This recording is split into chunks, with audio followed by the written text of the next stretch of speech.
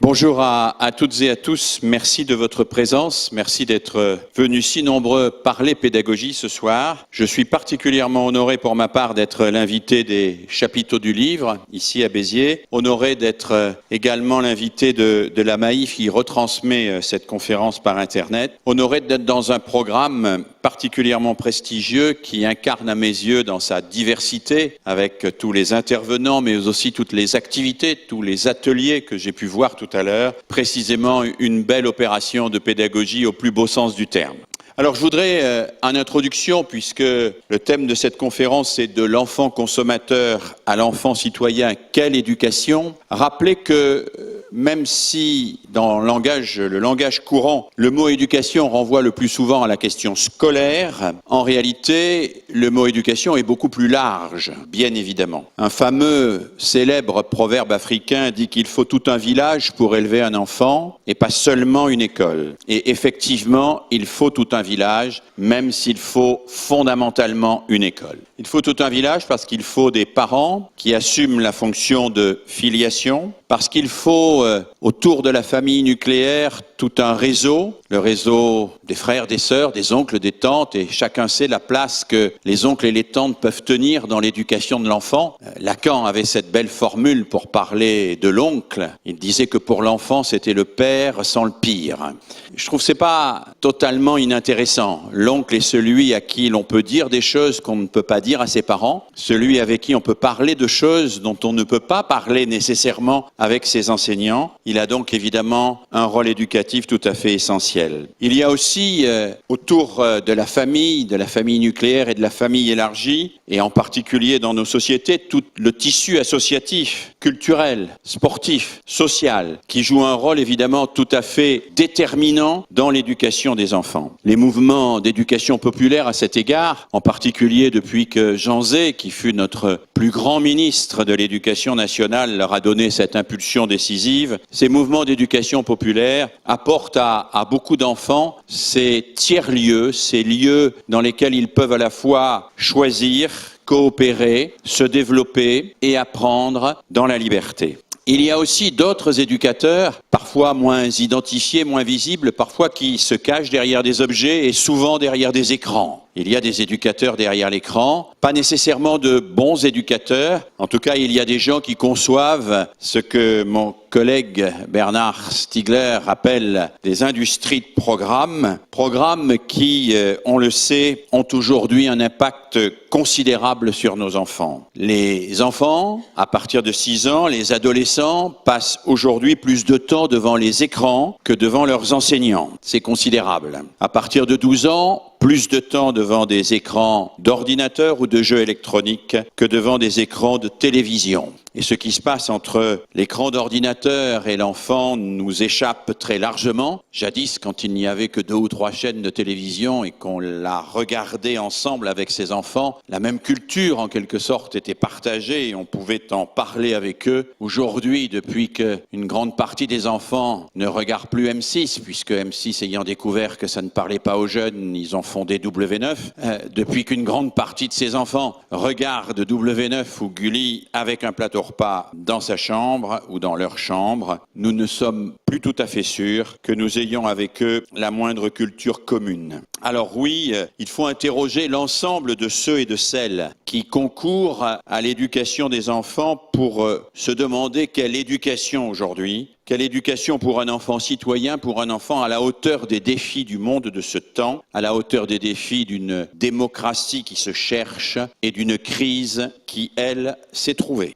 Je vous propose de répartir mes remarques en 3 temps. Un premier temps que j'ai intitulé « La nouvelle donne ». Un second temps qui sera, lui, Michel, plus spécifiquement pédagogique, puisque je m'interrogerai sur ce que pourraient être les principes et les méthodes que nous pourrions mettre en œuvre pour une véritable éducation du citoyen. Et puis un troisième temps autour de quelques chantiers prioritaires que je vous proposerai de partager et qui pourront, après leur énoncé, servir de point de départ à l'échange que nous aurons ensemble. Première série de remarques remarque, si vous voulez bien, la nouvelle donne. Ce n'est pas d'aujourd'hui qu'il est difficile d'élever ses enfants. Et chacun sait que depuis toujours, on les a quelque temps dans les bras et très vite sur les bras. Qu'on ne sait pas toujours exactement qu'en faire et que ces petites choses-là nous échappent facilement et ne deviennent pas toujours ce qu'on voudrait qu'elles soient. Néanmoins, il me semble que la modernité, la deuxième partie du XXe siècle et ce début du XXIe siècle représentent un moment particulièrement important avec un certain nombre de basculements dont certains sont très visibles, très identifiés et dont d'autres, me semble-t-il, méritent d'être précisés.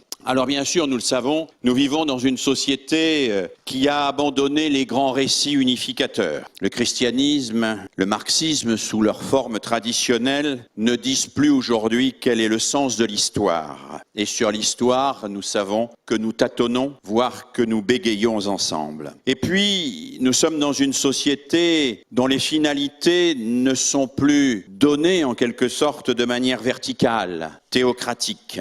Dans les théocraties, il est relativement facile d'élever un enfant, puisqu'il y a une orthodoxie et que la seule chose que l'on a à faire, c'est d'inculquer cette orthodoxie avec un catéchisme. Ça peut être un catéchisme laïque ou un catéchisme religieux, mais il n'y a qu'une vérité, celle que l'on doit imposer, et les parents qui refusent de l'imposer à leurs enfants sont immédiatement considérés comme des dissidents. D'ailleurs, la plupart du temps, dans ces sociétés théocratiques qui sont souvent totalitaires, quand vous n'élevez pas bien vos enfants et que vous ne leur transmettez pas le bon message, on vous prend vos enfants pour les éduquer à votre place et on vous place dans ce qu'on appelle des camps de rééducation. Fort heureusement, nous ne sommes plus dans ce type de société. Nous sommes dans une société qui se construit dans un projet démocratique et qui en même temps subit le contre-coup de l'émergence de ce que les philosophes comme Marcel Gauchet appellent l'individualisme social. Non, il n'y a plus de vérité universelle et partagée pour toutes et par tous. Il y a des sujets qui cherchent chacun avec la stratégie qui leur apparaît la meilleure, comment tirer leur épingle du jeu. Et la notion de bien commun n'a plus cette évidence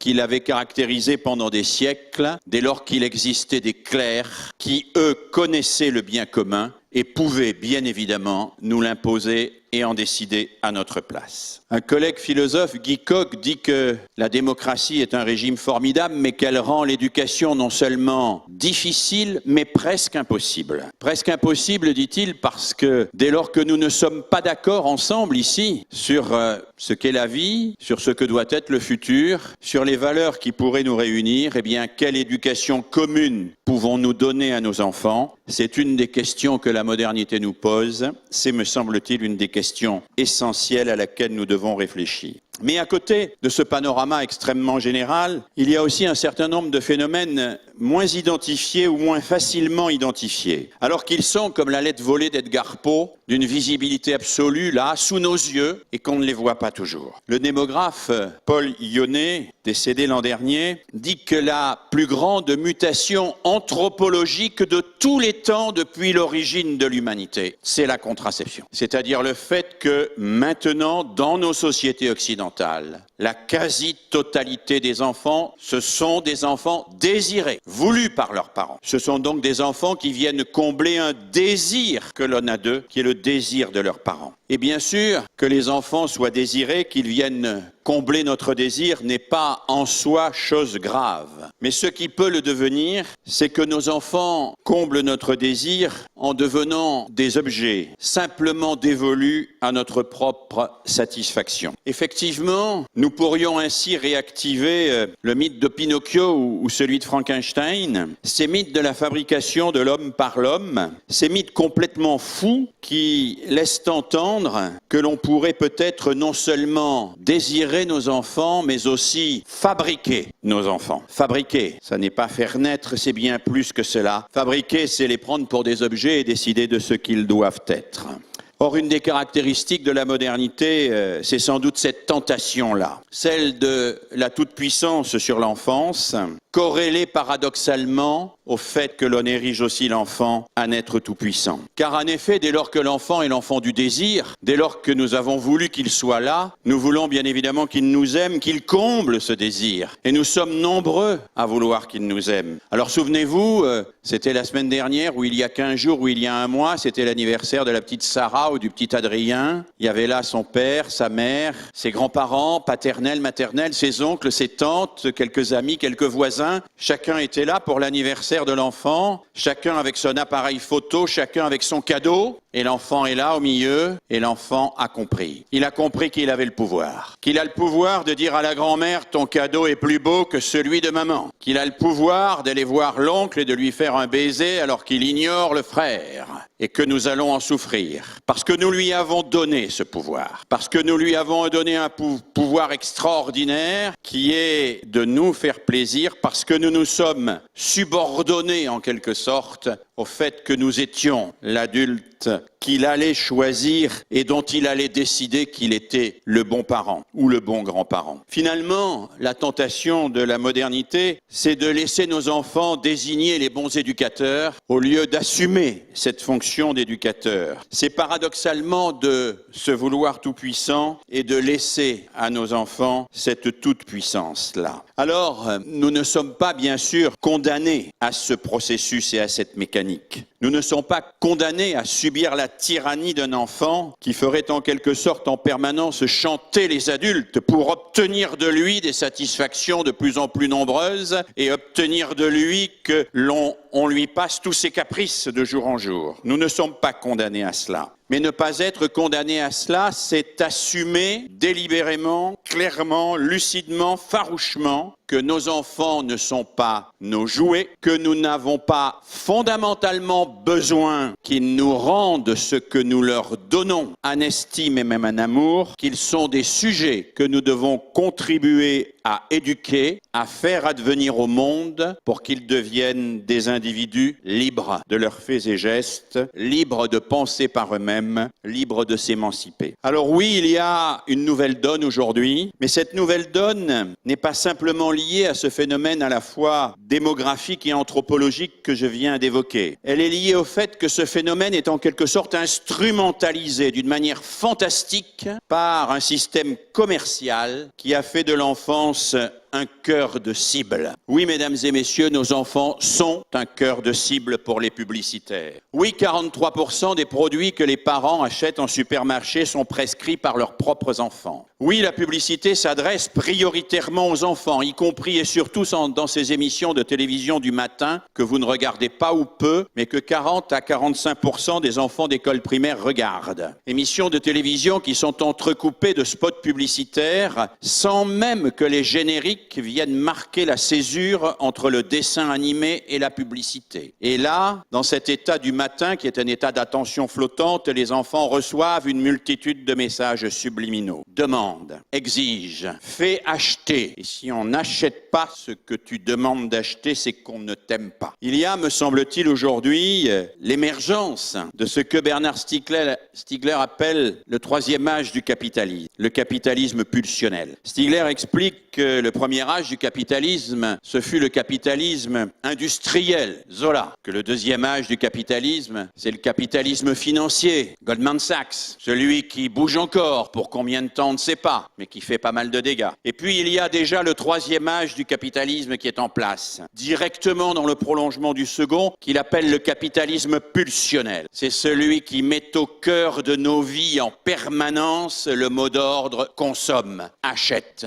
parce que c'est là que se joue ton existence et que c'est en achetant que tu trouveras ta dignité. Il y a ce capitalisme pulsionnel qui nous renvoie en permanence à cette pulsion d'achat que l'enfant intériorise très vite et qui lui fait développer très tôt des comportements parfois à caractère compulsif. Alors oui, nos enfants sont enrôlés par la société marchande. Oui, ils sont enrôlés par un système dans lequel on demande essentiellement qu'ils fassent marcher le commerce. Oui, ils sont enrôlés parce qu'on fait appel au quotidien et plusieurs fois par jour à leur pulsion. Et la pulsion, mesdames et messieurs, ce n'est pas le désir. Ce qui caractérise une pulsion, c'est que quand elle est en quelque sorte assouvie, on revient à l'électroencéphalogramme plat. Alors que le désir a cette capacité fabuleuse que quand il est réalisé, comme le disait le poète René Char, il demeure désir. Le désir de savoir nous aide à apprendre, mais c'est pas parce qu'on a appris qu'on n'a plus de désir de savoir. Plus on apprend, plus on a désir de savoir. De la même manière, le désir de l'être aimé n'abolit pas le désir de sa présence, mais au contraire, si c'est vraiment l'être aimé, il active le désir de cette présence. Le vrai désir demeure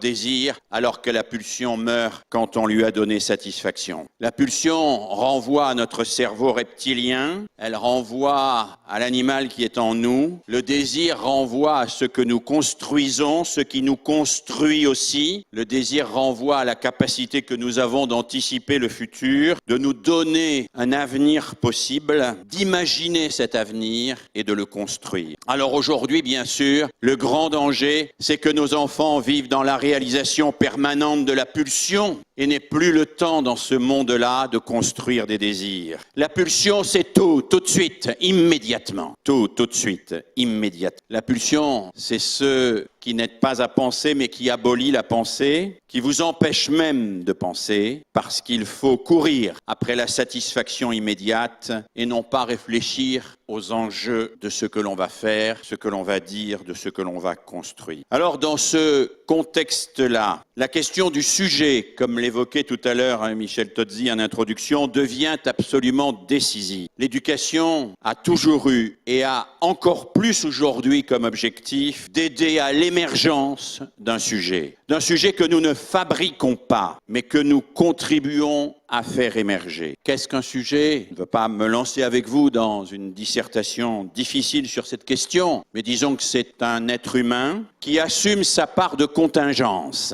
Et c'est pas facile, mesdames et messieurs, d'assumer sa part de contingence aujourd'hui. Nous sommes nés ici et pas ailleurs, avec des yeux bleus et des cheveux bruns. Nous avons ce que le philosophe Paul Ricoeur appelle un idem, qui est sur notre carte d'identité et sur lequel nous n'avons pas de pouvoir. Cette contingence-là, dans un monde où on nous dit que nous avons pouvoir sur tout, est de plus en plus difficile à assumer. C'est bien la raison pour laquelle nous voulons en permanence la récuser. Mais le sujet ne peut pas récuser sa part de contingence au risque de se récuser lui-même comme sujet, au risque d'abolir le substrat même à partir duquel il peut se développer, au risque du suicide et de l'autodestruction. Qui veut abolir totalement sa propre contingence ne peut que s'abolir, tout simplement. Alors un sujet doit assumer sa part de contingence, mais simultanément, et c'est ça qui est compliqué, un sujet doit aussi assumer son imprescriptible liberté. Ce que le philosophe Paul Ricoeur appelle non pas notre idem, la même chose, ce que nous ne pouvons pas changer, mais notre ipse, ce en quoi nous pouvons être différents, oser notre différence, oser être nous-mêmes. Nous-mêmes qui ne préexistent pas, nous-mêmes que nous projetons dans un futur, nous-mêmes que nous construisons.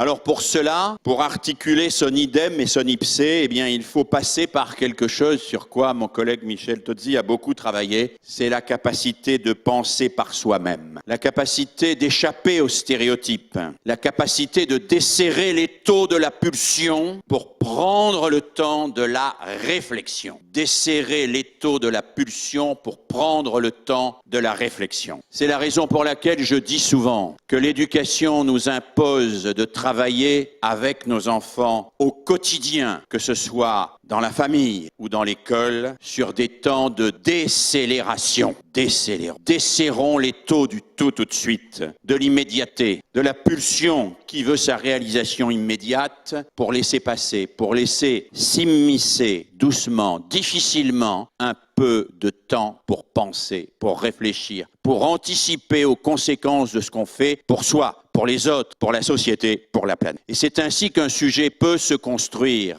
peut s'individuer. Je ne dis pas s'individualiser, mais s'individuer, c'est-à-dire devenir quelqu'un qui, dans sa différence, sera infiniment précieux parce qu'il sera le seul et il sera seul à être ce qu'il est, tout en étant dans un collectif où il assumera sa place solidairement avec les autres. Alors oui, il y a là des finalités, me semble-t-il, essentielles de l'éducation aujourd'hui. Aider nos enfants à s'individuer comme sujets pensants, à résister à la toute-puissance de la pulsion, à résister à la frénésie consommatoire, pour surseoir, pour symboliser, pour être capable de coopérer avec autrui et de construire avec lui du bien commun. Deuxième série de réflexions, après ce panorama un peu général, et on va rentrer effectivement dans la question de la pédagogie. Qu'est-ce que pourraient être à la fois les principes et les méthodes d'une véritable éducation à la citoyenneté? Je viens de prononcer 3 termes: surseoir, symboliser, coopérer. Surseoir d'abord. Surseoir, c'est pas tout de suite. Pas tout de suite. Tu peux demander quelque chose. Je ne suis pas celui qui va le refuser systématiquement. Je ne suis pas non plus celui qui va te l'octroyer systématiquement pour avoir la paix. Je suis celui, parce que je suis un adulte, qui va te dire on prend le temps de penser. On tente, on en reparle. Et éventuellement, pour en reparler, on se donne un moment que l'on construit, où on sera un peu plus calme, un peu plus tranquille, et où on pourra en parler sereinement. Un pédagogue que j'aime beaucoup, Janusz Korczak, et sur lequel j'ai écrit l'an dernier un ouvrage pour enfants, parce que je pensais que c'était un devoir à l'égard de Korczak de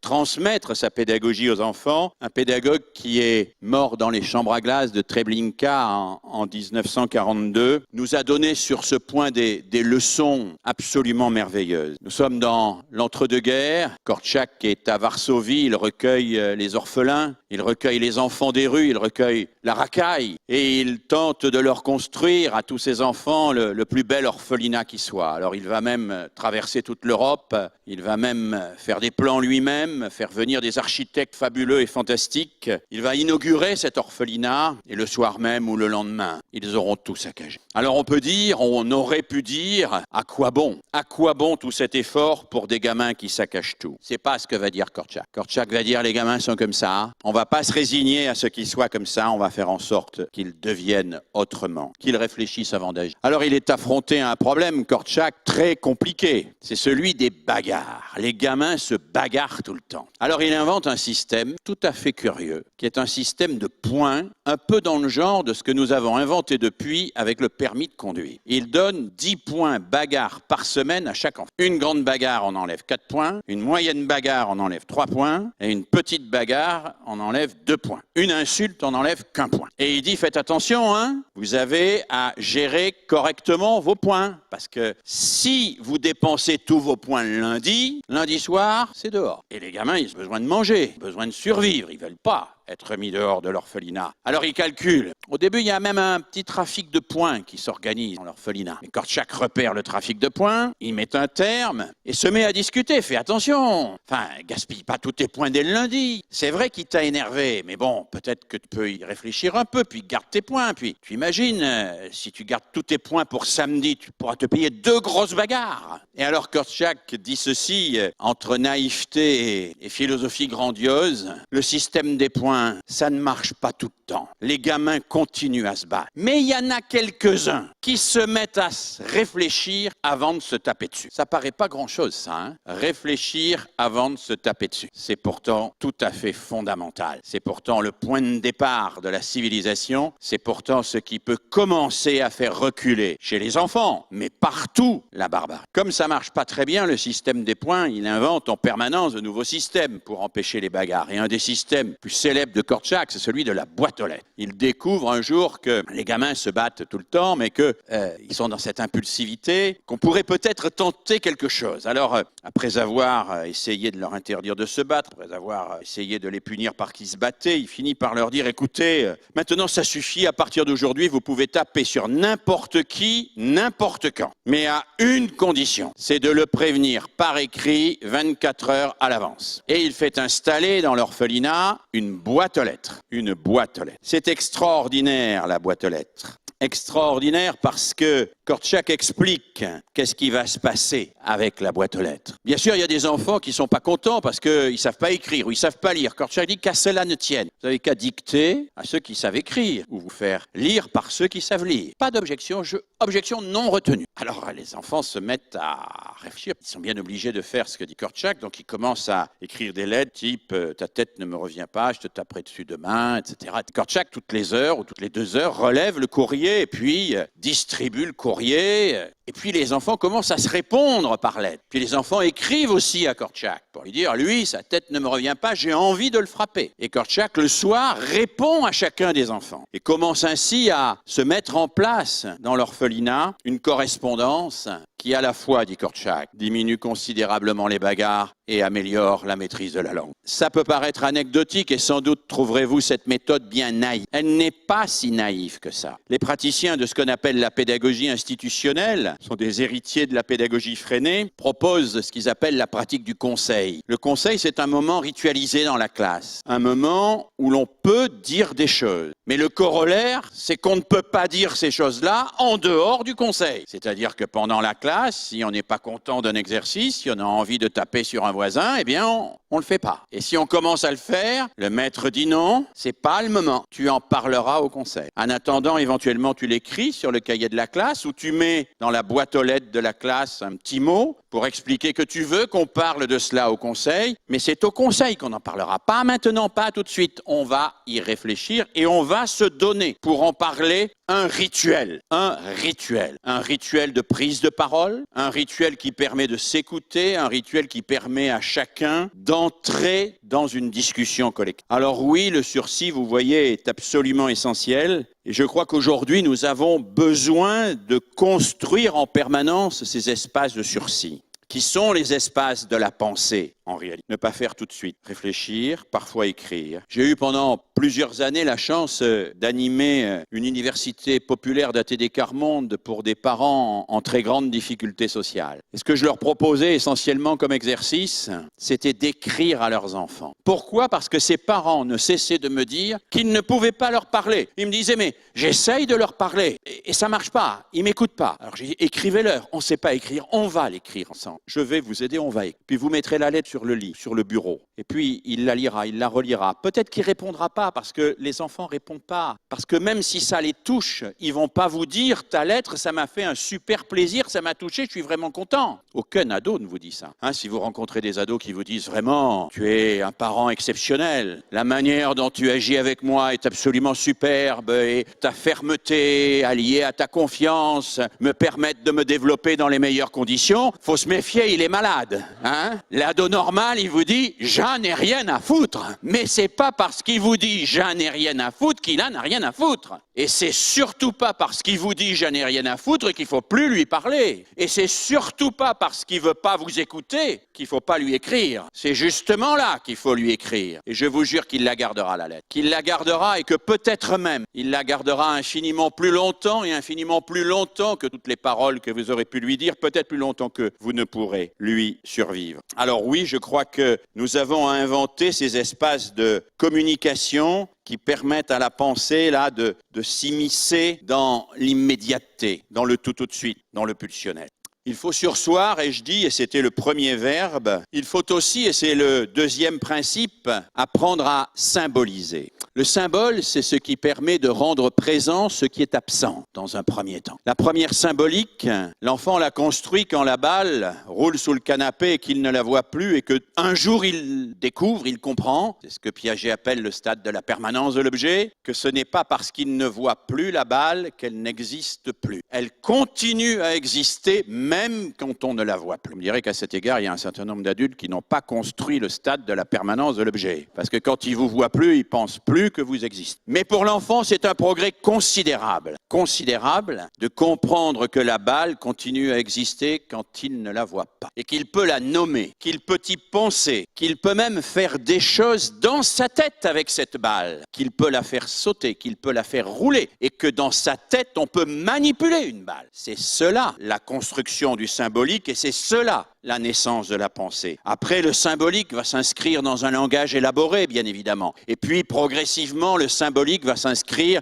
dans une culture que l'on s'approprie, dans laquelle, progressivement, on s'inscrit et qui permet de s'exprimer. Cette culture, elle va exister sous les yeux de l'enfant à travers les contes et légendes, bien sûr, à travers les histoires que nous allons lui raconter. Il faut raconter des histoires aux enfants sans cesse et toujours, parce que dans les histoires, ils entendent parler d'eux sans que pour autant on les viole dans leur intimité. Vous savez, tous les enfants ont peur que leurs parents les abandonnent. abandonne. Alors quand on est institutrice ou instituteur d'école maternelle, on peut toujours dire à la petite Marie, ma petite Marie, t'as pas peur que ta maman vienne pas te chercher à 4h30? Mais c'est un peu sadique. Ou alors on peut raconter le petit poussé. C'est mieux. Parce que dans le petit poussé, vous parlez à l'enfant de ceux qui le travaillent, qui l'inquiètent, c'est-à-dire de sa peur d'être abandonné. Mais vous lui en parlez de telle manière qu'il se reconnaît dans cette histoire, qu'il est relié à travers cette histoire à toute une série d'autres enfants et à toute une culture, et que ce qu'il vit à titre personnel devient saisissable dans un discours symbolique collectif qui va peut-être parfois lui permettre de mettre sa peur à distance.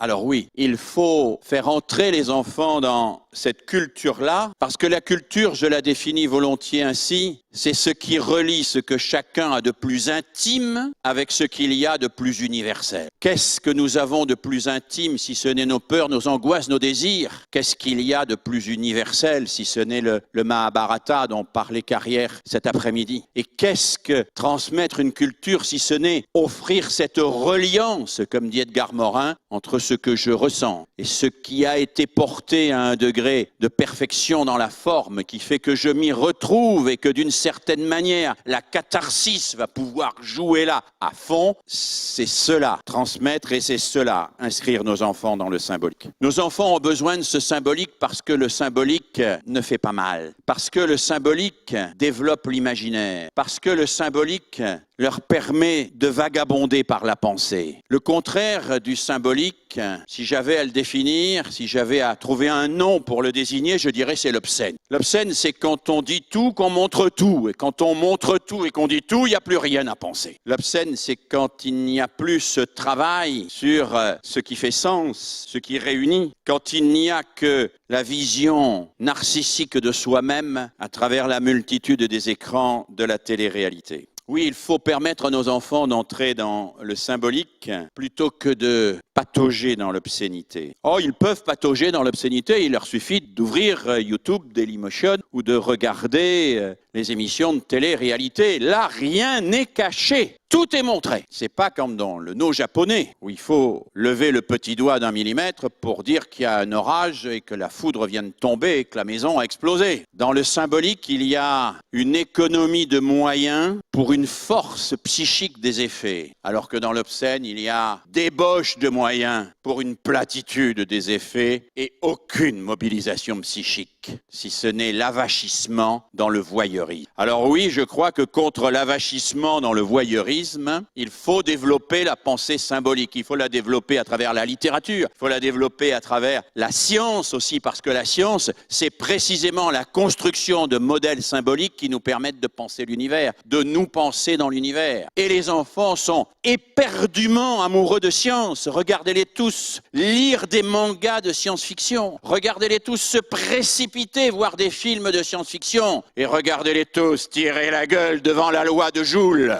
Il y a quand même un problème. Comment peut-on faire en sorte que des gamins qui sont aussi fascinés par la science tirent la gueule devant la loi de Joule? Parce que c'est passionnant, la loi de Joule. Parce que, mesdames et messieurs, si nous avions le temps, nous pourrions vous interroger chacun séparément sur le souvenir que vous avez de la loi de Joule. Et que chacun et chacune d'entre vous pourrait expliquer pourquoi la loi de Joule peut non seulement vous aider, si vous la comprenez bien, à réduire votre facture d'électricité, mais aussi vous permettre de comprendre les grands problèmes énergétiques mondiaux et bien plus que ça encore. Mais c'est pas comme ça qu'on vous a appris la loi de Joule. La science que l'on vous a préparée, que l'on vous a mâchée, que l'on vous a fossilisée, c'est pas une science vivante qui vous fait tressaillir et qui renvoie aux problèmes que vous posez. C'est une science qui s'est étiolée, qui est devenue un ensemble d'exercices sur un parcours du combattant pour vérifier que vous pouvez passer en classe supérieure. Alors oui, il faut redonner à la science son pouvoir symbolique. Il faut lui redonner cette capacité à faire rêver, à faire comprendre surtout. Je suis convaincu, et pas seulement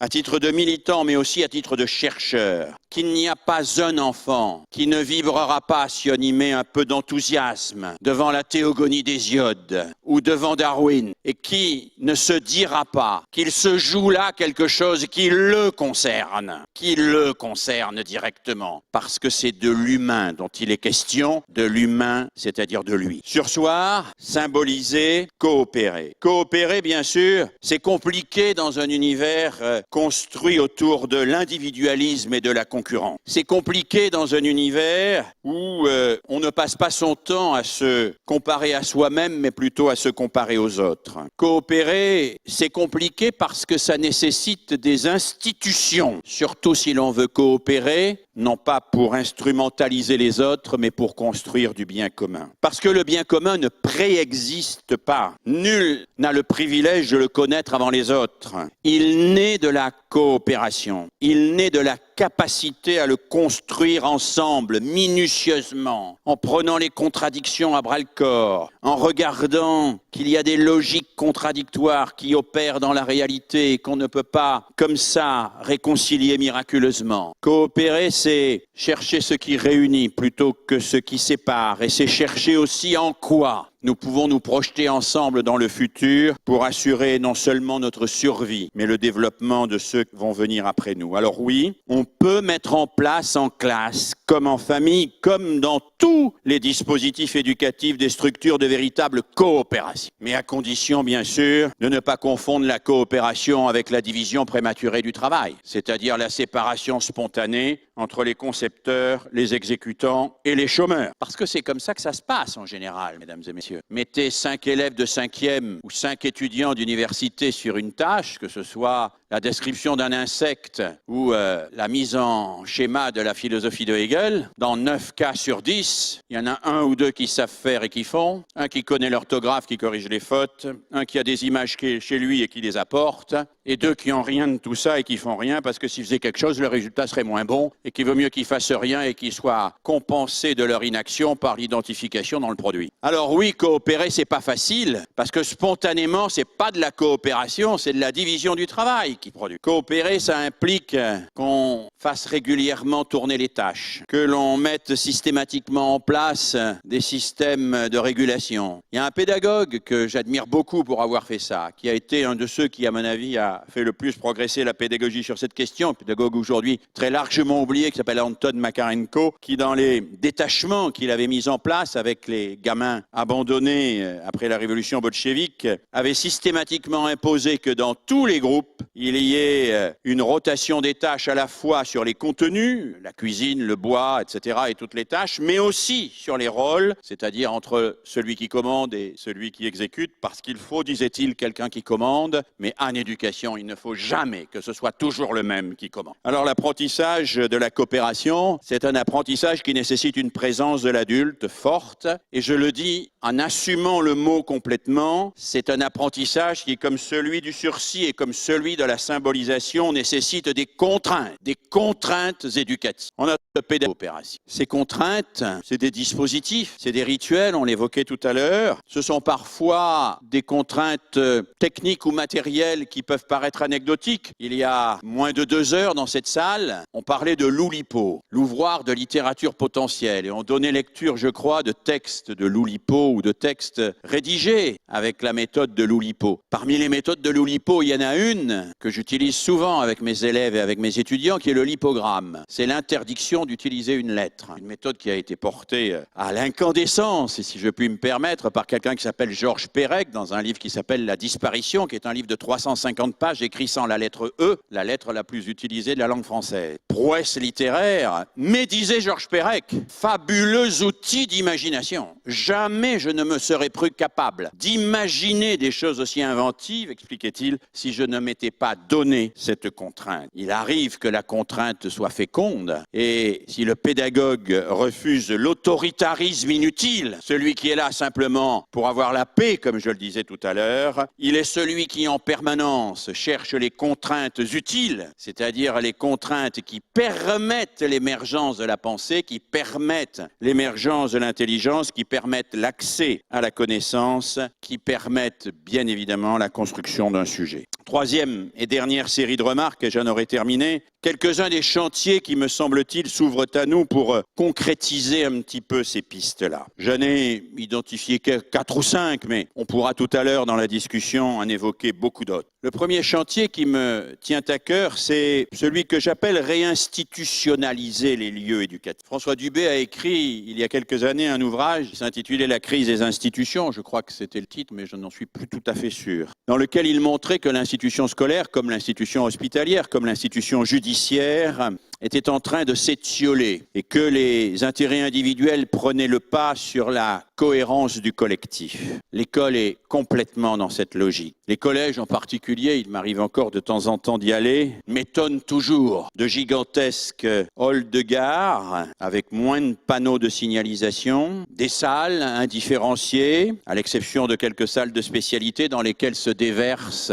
à coups de sonneries stridentes des grappes d'élèves coagulés, qui pour la plupart d'entre eux n'ont jamais vu leur professeur en même temps, qui ne savent pas d'ailleurs s'ils existent en même temps, et donc si l'institution à laquelle ils participent et qui les appelle a une parole commune, quelque chose à leur dire, quelque chose qui ferait sens pour eux. Alors oui, une école où un élève de 6e ne voit jamais ses 10 professeurs en même temps ne peut pas être une institution. Une école où l'emploi du temps est une tranche napolitaine qui juxtapose au gré de la fantaisie du chef d'établissement et de ses adjoints, mais aussi évidemment des impératifs de l'institution, 1 heure de musique, 1 heure de mathématiques, 1 heure de français, 1 heure d'histoire, 1 heure d'éducation physique, n'est pas véritablement institutionnalisée. Il me semble que nous avons, puisque nous sommes en période de refondation de l'école, à repenser une institution autour de ses finalités et non pas simplement parce qu'on reproduit à l'identique d'année en année les mêmes modalités. Vous savez, moi je suis toujours très étonné quand j'entends un ministre, un recteur, un inspecteur d'académie ou un inspecteur d'autre chose, peu importe, dire la rentrée a été réussie. Ça veut dire qu'il y a un professeur devant chaque classe, à peu près. Est-ce que ça veut dire que la rentrée a été réussie? Est-ce qu'il s'agit simplement de gérer des flux ou est-ce qu'il s'agit de construire des institutions centrées autour d'un projet qui est le projet de l'apprentissage? Alors je crois qu'effectivement, si l'école est le lieu de la transmission des savoirs et de la culture, si elle est le lieu de l'apprentissage, si elle est le lieu où on peut se réaliser et grandir, alors il faut la repenser autour de cet objectif et peut-être oser revisiter un peu plus radicalement qu'on ne le fait, je le dis en toute liberté, un certain nombre de modalités qui appartiennent peut-être au passé. Pas un passé très lointain d'ailleurs, un passé relativement récent, suffisamment ancien pour que ni vous ni moi ne l'ayons connu, ou n'ayons connu autre chose, pardon. Mais un passé relativement récent, vous savez, la classe telle que nous la connaissons, la classe homogène ou à peu près homogène de 32 élèves ou de 28 élèves qui font tous à peu près la même chose en même temps, mais c'est pas très vieux cette affaire-là. C'est Guizot, c'est pas Jules Ferry, hein, c'est un peu avant, c'est Guizot, c'est 1830, les années 1830, quand la France a choisi ce qu'on appelait à l'époque le modèle simultané au détriment du modèle mutuel. Il y avait dans les années 1830 2 modèles scolaires qui tentaient de s'imposer. Le modèle qu'on appelait mutuel, dans lequel il y avait un maître avec un système de moniteurs qui enseignaient à des petits groupes. C'était des groupes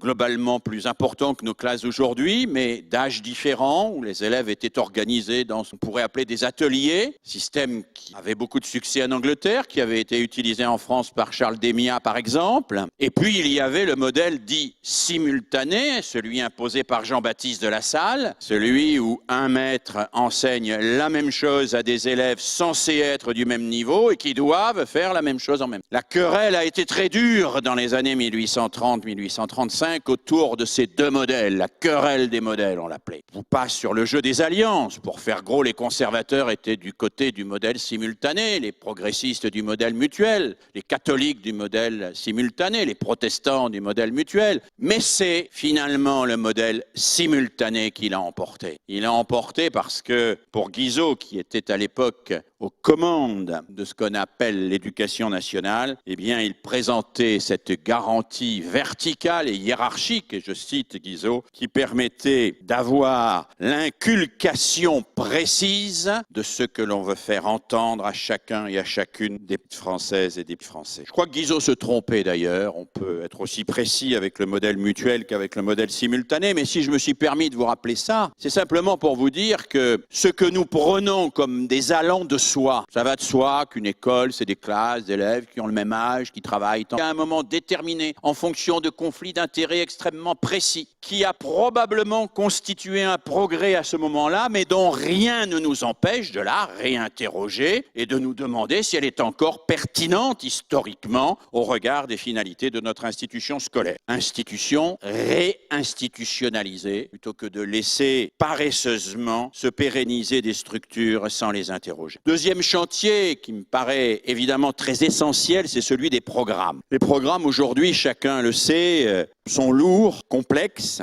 et on ne sait pas très bien d'ailleurs comment ils s'articulent avec ce qu'on appelle par ailleurs le socle commun de compétences et de connaissances. Je crois qu'il faudra revoir ces programmes et qu'il faut revoir ces programmes sérieusement. Je me réjouis que le ministre ait annoncé la constitution très prochaine du Conseil supérieur des programmes ou les associations de spécialistes. Mais bien, qu'est-ce qui est utile pour comprendre le monde et être un citoyen éclairé aujourd'hui? Quel est l'honnête homme du XXIe siècle? Que lui faut-il connaître pour précisément être un vrai et un bon citoyen? Je fais partie, par exemple, de ceux et celles qui sont sidérés que le droit ne soit pas dans les programmes scolaires. Dans une société religieuse, on peut accepter que le droit ne soit pas dans les programmes scolaires, parce que c'est le catéchisme qui fait tenir les hommes et les femmes ensemble, et c'est les 10 commandements. Mais dans une société laïque, le droit, ça a quand même une relative importance. Surtout que nous ne sommes pas n'importe quelle société laïque. Nous sommes une société laïque qui professe doctement que nul n'est censé ignorer le droit, mais personne n'a jamais expliqué à des gamins pourquoi c'était un vrai progrès que nul ne se fasse justice soi-même. Pourquoi c'est un vrai progrès que nul ne doit être juge et partie. Cette discipline semble ne pas intéresser, semble-t-il, les concepteurs de programmes. Alors ils lui préfèrent d'autres intitulés, sans doute un peu plus évanescents et plus consensuels. Mais on peut se poser la question, de la même manière qu'on peut se poser la question, pourquoi n'enseigne-t-on pas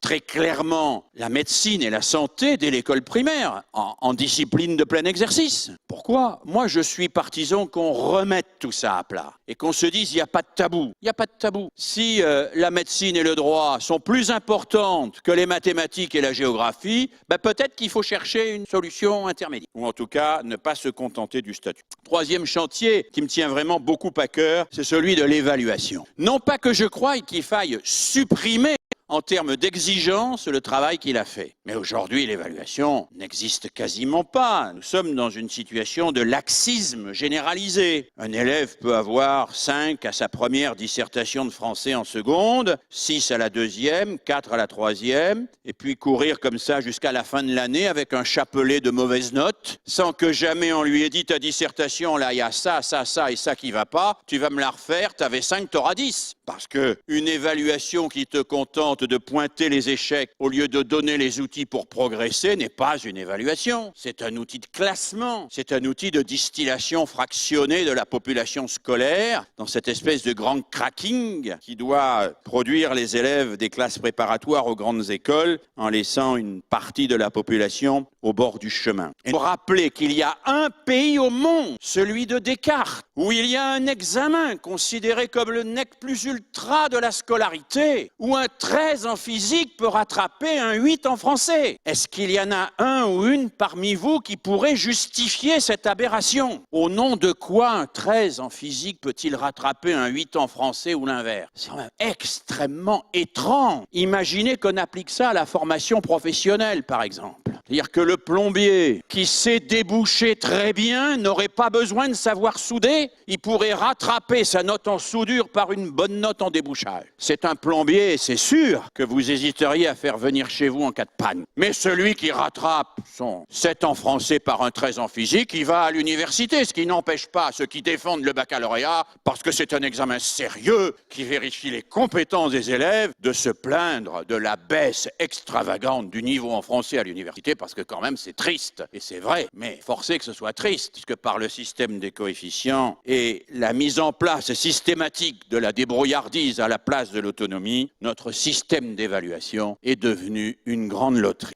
Alors oui, je pense qu'il faut revoir l'évaluation en profondeur. Et je pense en particulier qu'il faudrait s'inspirer, vous savez, de quelque chose. On dit les gens qui sont ça sont des révolutionnaires dangereux. Non, non, moi je retournerai au passé, là, pour le pas à Guizot, qui, entre nous soit dit, on le fait passer pour le fondateur de l'école de la République. Il était un peu républicain, comme moi je suis pape. Hein. Bon. Mais revenons pour l'évaluation aux compagnons du Tour de France au Moyen-Âge. Revenons à cette forme de l'évaluation qui est la seule rigoureuse, le chef-d'œuvre. Le chef-d'œuvre est cette maquette fantastique qui permet à la main de traduire en quelque sorte les modèles de la pensée et qui fait que quelqu'un franchit une étape en réalisant une épreuve, au beau sens du mot épreuve. Et à partir de là, est considéré comme ayant effectivement fait un apprentissage essentiel, grandi à la fois en liberté et en compétence. Alors oui, promouvons une évaluation par les chefs-d'œuvre, non pas une évaluation qui baisse les bras devant les mauvaises notes, mais une évaluation qui ne s'y résigne jamais et qui permet à chacun de progresser en permanence pour atteindre des chefs-d'œuvre dont ils puissent parfois être fiers. Si tous nos enfants pouvaient de temps en temps être fiers de ce qu'ils font à l'école, ce serait vraiment... On dit souvent, et c'est devenu un lieu commun, les élèves ne réussissent pas parce qu'ils ne sont pas motivés. Moi, j'ai l'habitude de renverser l'affirmation et de dire les élèves ne sont pas motivés parce qu'on les a jamais fait réussir pour certains d'entre eux, ou si peu. Parce que rien ne démotive plus que l'échec, que le sentiment de devoir et de toujours échouer. Et quand on est dans l'échec, on organise son propre échec. Et on bâcle son travail. Parce que c'est quand même moins humiliant d'avoir 4 sur un travail bâclé que d'avoir 5 sur un travail où on a passé des heures. Quand on a 4 sur un travail bâclé, au moins on peut dire « je l'ai fait exprès ». Et d'une certaine manière, on en tire fierté. Comme le dit Philippe Jamet, nous sommes là dans des comportements que les pédopsychiatres connaissent bien, les comportements de ces jeunes qui mettent toute leur énergie à réussir la seule chose qu'ils savent qu'ils vont pouvoir réussir, c'est-à-dire leur propre échec. C'est la raison pour laquelle il faut, et j'en suis profondément convaincu, redonner à l'évaluation sa vertu positive. Il faut partir de l'évaluation de ce que chacun sait faire et par une exigence au quotidien, au coude à coude, l'aider à accéder à ce qu'il peut faire de mieux. C'est un troisième et très important chantier. Il y en a d'autres. Il y a celui de la formation des professeurs et des cadres de l'éducation. Il y a celui des relations entre les familles et l'école. Il y a celui, évidemment, et on en parlera peut-être si vous le souhaitez, des rythmes scolaires et de la place de l'école dans la cité. Tous ces chantiers, je fais partie de ceux qui se réjouissent qu'ils soient sur la table aujourd'hui, mais qui parfois s'attristent de voir qu'ils sont sur la table, mais que le courage manque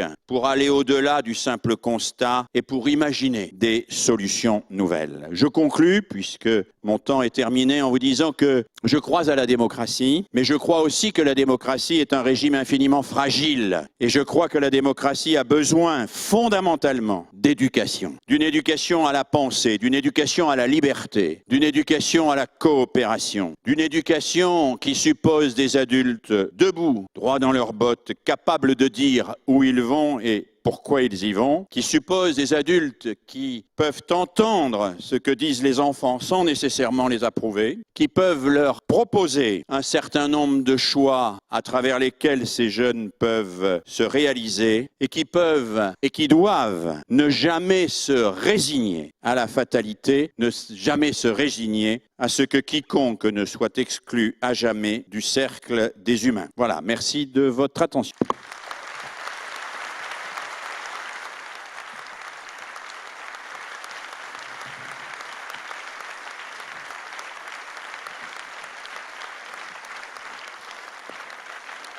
Je crois que Philippe Mérieux nous a fait partager à la fois des analyses, des propositions, des préoccupations qui sont les nôtres. Et on s'attaque là peut-être à la question qui est la plus complexe, qui est la question, disons, de l'éducation, et d'autant plus complexe et urgente que l'éducation, c'est les enfants, donc la société de demain. Alors, nous avons à peu près entre 20 minutes et une demi-heure donc pour toutes les réactions, questions donc, que vous voudriez poser. Est-ce qu'on peut avoir légèrement un peu de lumière dans la salle parce que je ne vois strictement personne. J'ai une lumière dans les yeux et voilà, que je vois un petit peu, donc voilà, je la vois un peu mieux. Hein. C'est possible encore un peu plus? Ah voilà, ça commence. D'accord, merci beaucoup. Voilà, donc il y a un micro, alors nous avons un micro, il y a un micro donc qui va circuler dans la salle et maintenant la parole est à qui veut la prendre. Il suffit de commencer. Oui, monsieur? Bonjour Monsieur Maillot, bonsoir plutôt, pardon.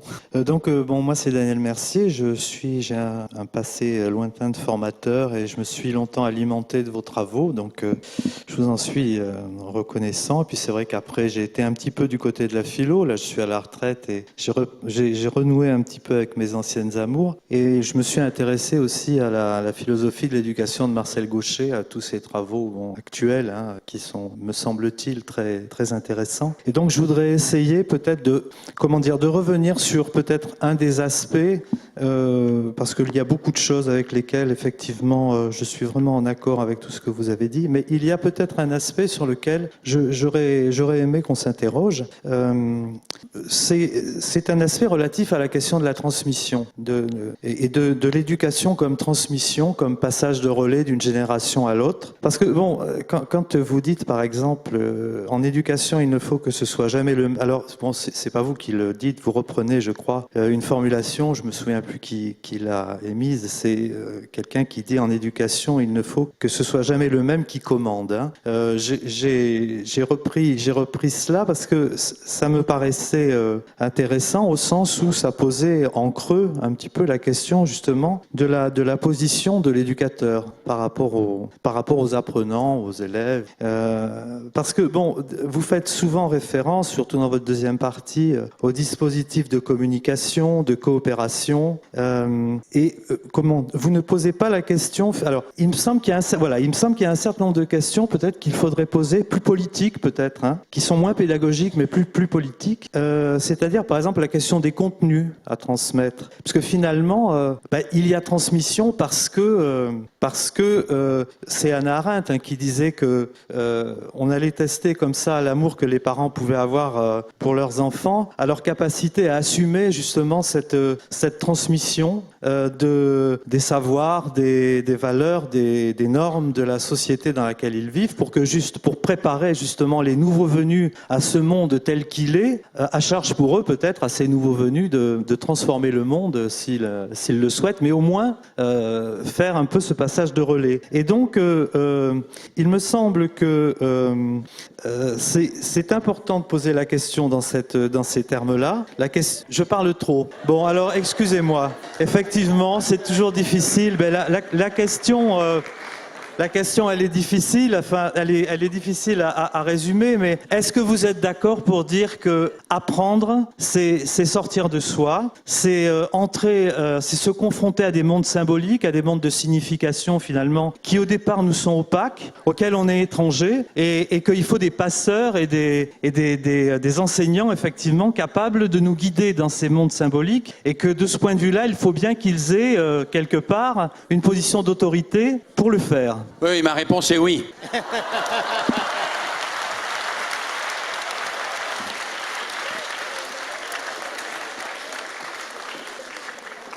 Mais juste alors 3 phrases. Je m'intéresse aussi beaucoup et j'ai l'honneur de travailler de temps en temps avec Marcel Gauchet sur ses analyses.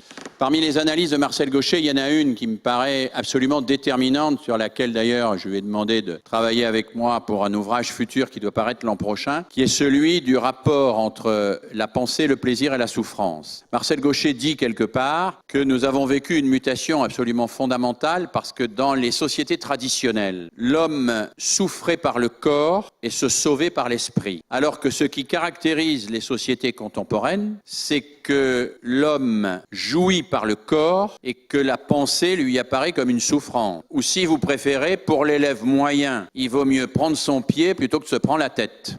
Et Marcel Gauchet dit très justement, ce renversement anthropologique pose une question qui est la question du lieu du plaisir. Notre modernité a mis clairement le lieu du plaisir dans le corps. Et dès lors que nous ne sommes pas capables de faire entendre qu'il y a du plaisir dans l'esprit, nous ne pourrons pas transmettre, y compris au sens où vous le dites. Alors, deuxième phrase, si je peux me permettre, sur la question d'autorité. Je n'ai pas repris à mon compte jamais qu'il faut que ce ne soit pas le maître qui commande. Ce que je dis, c'est que le maître ne peut pas apprendre à la place de l'élève. Le maître peut créer les conditions pour que l'élève apprenne. Mais l'apprentissage, c'est un sujet qui s'engage dans quelque chose où il accepte de s'altérer pour se confronter effectivement à des formes symboliques qui vont profondément le modifier et le faire grandir. Ça, je ne peux pas le faire, moi. Je ne peux pas apprendre à nager à la place d'un élève. Je ne peux pas apprendre les mathématiques à la place d'un élève. Mais je n'ai jamais fini de créer les conditions pour que l'élève s'engage dans ce qui, précisément pour moi, est la condition de son émancipation, c'est-à-dire l'exploration de ce que vous appelez les formes symboliques. Et à ce titre, oui, je pense qu'il faut que l'adulte assume sa position de passeur de culture. Évidemment, quand je parlais tout à l'heure de raconter l'histoire de la science, quand je parlais tout à l'heure d'oser raconter la théogonie d'Hésiode, y compris à des enfants qui ne sont pas nécessairement en situation de facilité scolaire. Je suis bien dans ce registre-là. Il y a quelques années, après 10 ans d'enseignement universitaire, j'ai repris un enseignement en lycée professionnel. Je l'avais décidé. Je suis allé enseigner à des BEP. C'était des élèves de 16-18 ans, des BEPO Orsu, opérateurs régleurs de systèmes d'usinage, dont la majorité ne savait pas faire une phrase et dont la totalité ignorait la distinction entre A accent et A sans accent. J'aurais pu leur expliquer pour la 74e fois cette distinction. Aucun cerveau normalement constitué qui peut distinguer un feu rouge d'un feu vert est rétif ou est incapable d'entrer dans la compréhension de la différence entre A accent et A sans accent. Donc s'il n'y arrive pas, c'est pas un problème de dixième répétition, c'est un problème du statut du savoir. C'est que le savoir est en quelque sorte dévalué a priori et que cette question-là n'a pas le statut symbolique qui permet qu'elle soit prise au sérieux. Et pour qu'elle soit prise au sérieux, je suis convaincu, et je pense que nous serions d'accord sur cette idée, qu'il faut faire des détours. C'est la raison pour laquelle j'ai étudié la théogonie d'Hésiode, le premier texte de la mythologie grecque, avant d'étudier l'accent sur le A. Et j'ai fait en sorte que mes élèves entrent dans cette histoire fantastique des dieux grecs, où on se tue, où on s'entretue, où on mange ses enfants, etc. Histoire qui leur parle profondément, puisqu'ils sont tous au cœur de conflits familiaux et de difficultés pires que les Atrides. Mais nous sommes entrés là-dedans parce que mon objectif était à la fois de leur permettre d'accéder à des formes symboliques qui leur donnent de quoi structurer leur intelligence, mais aussi de changer radicalement leur rapport au savoir. C'est-à-dire de reconstruire avec eux un rapport au savoir et de faire en sorte que ce rapport au savoir leur donne la possibilité d'accéder, y compris à des choses simples sur lesquelles ils butent depuis une éternité et qu'on ne va pas se contenter de leur répéter une nouvelle fois en disant que c'est ainsi qu'ils vont y parvenir. Alors quant à la question des contenus d'enseignement, oui, je n'ai pas développé, j'avais pourtant inscrit dans mes notes un certain nombre de choses là-dessus, sur la question des programmes. Moi, je vais le dire en 3 mots, je crois que les programmes doivent comporter 3 types de choses. Des compétences, mais je ne suis pas un aficionados particulier de la seule formulation par compétence. Des œuvres, et je pense que les œuvres, c'est quelque chose d'important parce que la confrontation à l'œuvre représente pour un humain une confrontation à ce que les hommes ont fait de plus grand et de plus beau, et ça tire les gens vers le haut en les faisant rentrer dans ces formes symboliques, et aussi qu'on pourrait appeler des valeurs. Bon, je crois que ces 3 choses-là rentrent dans le cadre d'un programme au sens noble, et que c'est cela à quoi il nous faut réfléchir, sans jamais pouvoir imaginer, bien sûr, qu'on pourra se passer de l'autorité de l'adulte. L'adulte a une autorité, et a même un devoir d'autorité. Il n'est pas d'exemple d'un petit homme qui soit devenu un petit homme sans l'autorité d'un adulte, d'un homme déjà adulte lui. Cette médiation de l'adulte est évidemment fondamentale et structurante. Simplement, l'adulte ne fabrique pas l'enfant, il n'est pas le docteur Frankenstein fabriquant sa créature. Il est celui qui contribue à créer les conditions pour que cet enfant devienne un sujet. Voilà. C'est ce qui fait la difficulté de la pédagogie et qui fait que l'éducation n'est pas une fabrication. Merci. Je vais peut-être prendre deux ou trois interventions donc successives. Vous essayez d'être relativement bref. Oui, je crois que levez bien la main, s'il vous plaît. Pardon, j'ai été enseignant. Je me pose une question concernant, en revenant au thème du départ, l'enfant consommateur, et je le rapprocherai du problème de la laïcité, mais dans un sens différent. Laïcité, on s'intéresse beaucoup, bon, c'est un combat permanent, j'y reviens pas, pour essayer d'empêcher l'embrigadement dans des religions ou dans des intégrismes. Or, actuellement, pour moi, la laïcité devrait aussi s'intéresser à la télévision, à la publicité et trouver des moyens d'empêcher l'embrigadement des enfants, surtout vous l'avez fort justement dit avant 6 ans ou avant 8 ans, où ils sont le matin pendant 43% d'entre eux livrés à eux-mêmes pendant que les parents font autre chose à des émissions télévisées qui sont farcies de publicité. On a eu le courage de limiter la publicité à Antenne 2, enfin sur les chaînes publiques à certaines heures. On a essayé d'enrayer la publicité qui poussait à obésité en mettant des petits messages qui ne seront pas lus, etc. Moi, je pense qu'au niveau des structures de réflexion qui vont être mises en place, il serait important, enfin en tout cas je vous pose la question, d'essayer de combattre, de limiter, il ne s'agit pas d'interdire, mais de limiter à certains créneaux horaires les séquences publicitaires abusives. Enfin, je ne sais pas, je vous mets au débat cette question, parce que les enfants, ils arrivent, moi je me souviens, pendant un quart d'heure... D'accord, on a bien compris votre question sur faut-il interdire la publicité, surtout à certaines heures. Une autre question peut-être ? Tout à fait différente. On parle de faire voter les enfants à 16 ans, et je voudrais savoir qu'est-ce que vous en pensez. C'est-à-dire qu'en fait, est-ce que le fait de les faire voter à 16 ans vont les rendre citoyens, ou il faut d'abord les rendre citoyens pour les faire voter? Voilà. Oui, une autre question encore, s'il vous plaît. Il y a quelqu'un... Oui, plutôt devant. Voilà, puis Philippe répondra. Bonsoir. J'ai entendu donc le b.a.-ba des pédagogies dont vous avez parlé ce soir, avec des mots-clés comme les pédagogies dites coopératives, institutionnelles, bien sûr la remise en cause de l'évaluation, avec ce besoin symbolique, par exemple, de passation des couleurs qu'on peut voir dans les arts martiaux, au lieu de cette note stup inutile et peu significative du 0/20 ou 0/10. Une question avec 2 regrets. La première, c'est que par rapport au combat de 1830 sur la pédagogie mutuelle versus la pédagogie simultanée, il y a des écoles dans les années 70, comme les Calandrettes, comme les Bressolles, qui mènent un combat don quichotesque, justement pour remettre au cœur de la pédagogie toutes les clés dont nous avez parlé ce soir au sein de l'école. C'est dommage que ce soit marginalisé. De plus, il y a aussi dans le public des instituteurs qui ont le courage, vous avez parlé de courage, de faire dans leur classe ces pédagogies, de donner tous les lundis matins, non pas des emplois du temps, mais des contrats d'expérience avec leur plan de travail très structurant sur la semaine pour ces élèves. Alors moi, ma question, c'est tout simplement, est-ce que pour le Conseil supérieur des programmes, qu'on pourrait peut-être penser se focaliser sur ces mots-clés de la pédagogie dont nous avez parlé ce soir, et puis aussi, pourquoi ne pas soutenir et faire l'éloge? Ne pourrait-on pas faire l'éloge de ces instituteurs dans le public qui ont le courage de faire donc ces pédagogies coopératives institutionnelles dans leurs écoles publiques élémentaires? Et je voudrais particulièrement faire l'éloge de Marine Lafleur ce soir, institutrice à l'école élémentaire de Gruissant en CM1, et qui a le courage de mettre en application tout ce dont vous nous avez parlé ce soir. Merci. Un mot, mais rapidement, puisque je suis totalement d'accord avec le collègue qui évoque la question de la publicité, de la télévision et de la laïcité à travers cela. Oui, bien sûr. Cela supposerait que la question de la télévision et plus globalement la question des médias, et donc aujourd'hui d'Internet, soit construite comme des questions politiques. Elles ne le sont pas construites comme des questions politiques aujourd'hui. Les campagnes électorales, quelles qu'elles soient, nationales ou locales,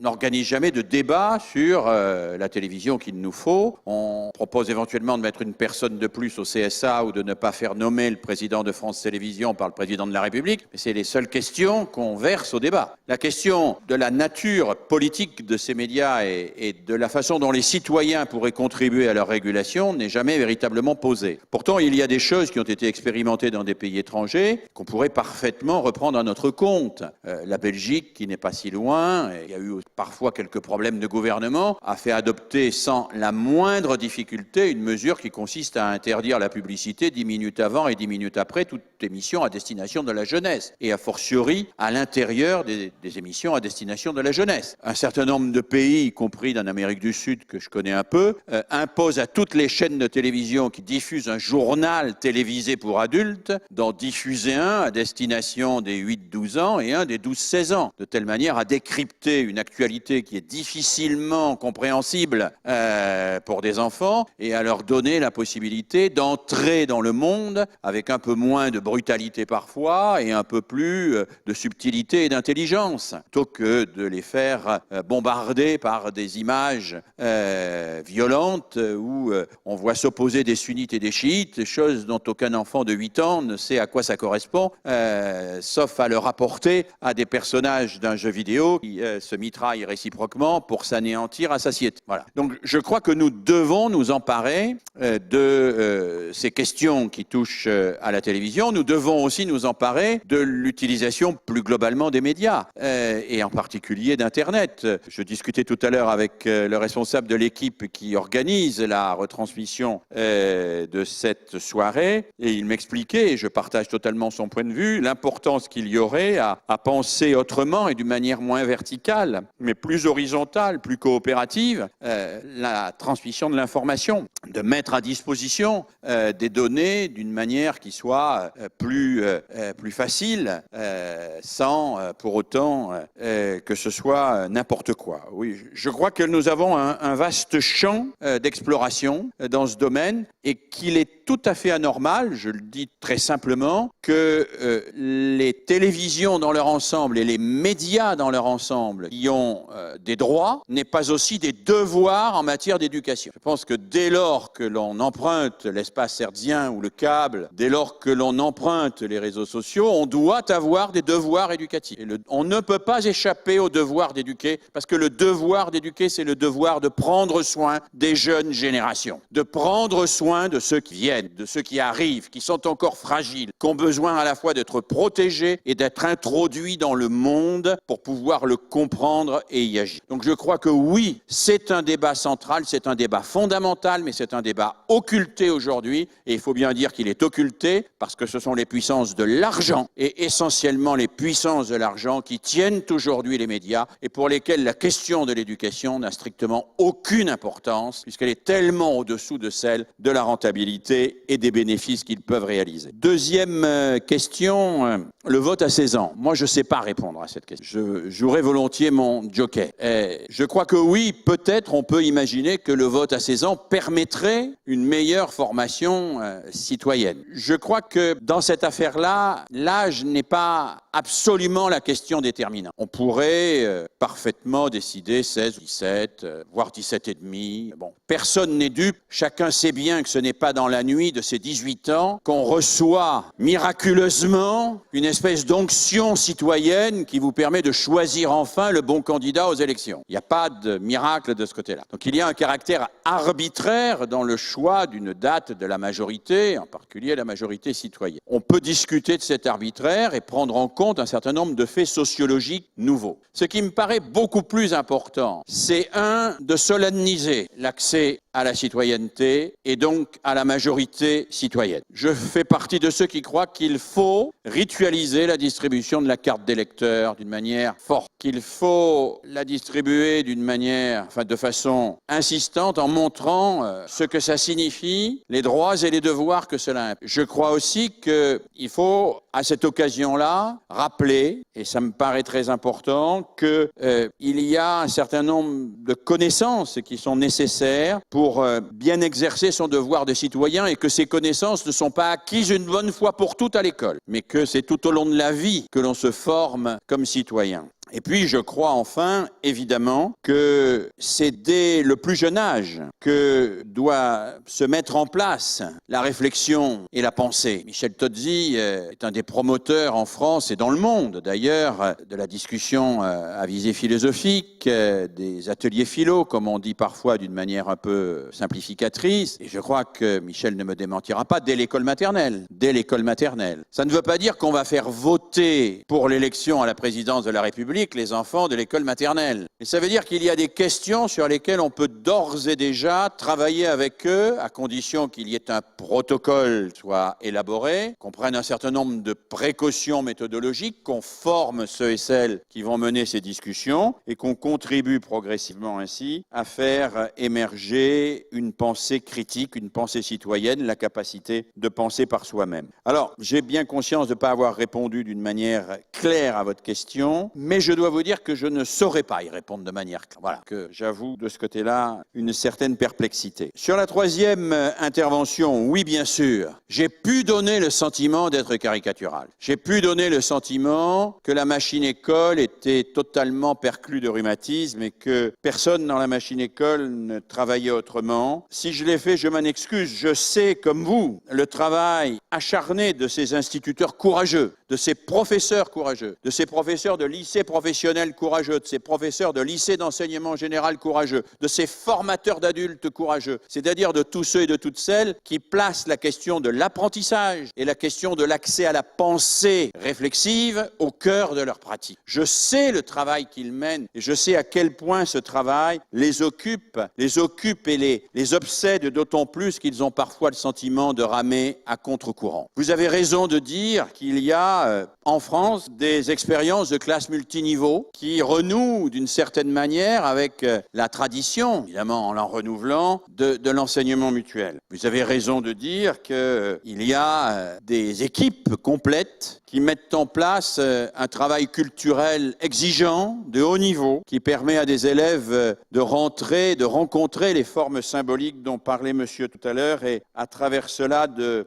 se construire d'une manière très positive. Je crois pour ma part qu'on ne les écoute pas assez, qu'on ne les aide pas assez, qu'on ne valorise pas assez leur travail. La plupart d'entre eux ne demandent pas d'être décorés, ne souhaitent pas avoir les palmes académiques. On peut les leur donner, mais enfin, c'est pas ça qu'ils veulent en priorité. Je crois qu'ils voudraient en priorité, c'est de pouvoir faire cela sans être suspectés a priori, ce qui est une première chose, ni sans qu'on leur demande du 100% de réussite, alors qu'à celui qui innove pas, on ne lui demande jamais de justifier ses 30% de réussite. Parce que c'est un des grands paradoxes de l'institution scolaire, comme de toutes les institutions sclérosées en France. C'est que si vous ne faites rien, si vous sombrez dans le conformisme le plus absolu, on ne vous demande jamais de compte et on vous laisse toujours tranquille. Mais que si vous essayez de faire quelque chose, alors là, on vient vous emmerder et alors que l'autre est à 30% de réussite, vous, on vous emmerde parce que vous êtes qu'à 95%.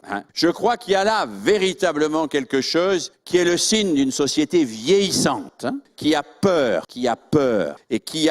en particulier de créer et qui se crispe sur des modalités anciennes pour ne pas affronter les défis du futur. Alors oui, j'espérais que dans la loi sur la refondation, il y ait des portes et des fenêtres plus grandes ouvertes sur l'expérimentation intelligente et accompagnée. Il ne s'agit pas de faire n'importe quoi. Il ne s'agit pas de laisser, comme on dit, les professeurs faire de la vivisection avec leurs élèves. Personne ne veut cela. Il s'agit de laisser ceux et celles qui veulent s'engager, de les laisser aller de l'avant et de les accompagner pour qu'ils donnent le meilleur d'eux-mêmes dans les meilleures conditions. Et je crois que nous avons besoin de cela pour faire progresser le système. Nous avons besoin de cela parce que ce sont eux qui finalement inventent les solutions du futur et je conclurai par là. Vous le savez, Jean-Luc Godard le disait à propos du cinéma, mais c'est valable a fortiori à propos de l'éducation, c'est toujours la marge qui tient la page. Voilà, merci de votre attention.